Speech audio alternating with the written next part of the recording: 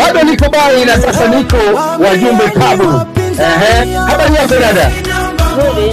Unaitwa nani? Naitwa Rebeka. Wewe ndio Rebeka wa wajumbe Kabu? Ndio, mimi ni Matthew wa wajumbe Kabu.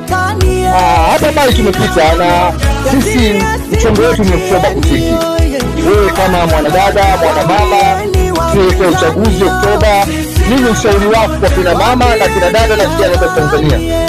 Ningependa kuambia kwamba vijana wenzangu, Oktoba kuna siku na watu wote twende tukapige kura, kwa kama vijana usipoteze kura yako. Wote twende tukapige kwa wingi na twende tukapige kura. Tunakwambia Oktoba tunapigi mitano tena.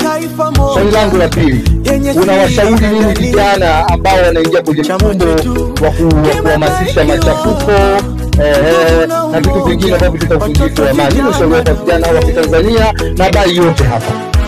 Nawahamasisha vijana wenzangu, kwanza na washauri waachane na makundi ambayo yanajihusisha na wale watu ambao wanafanya machafuko.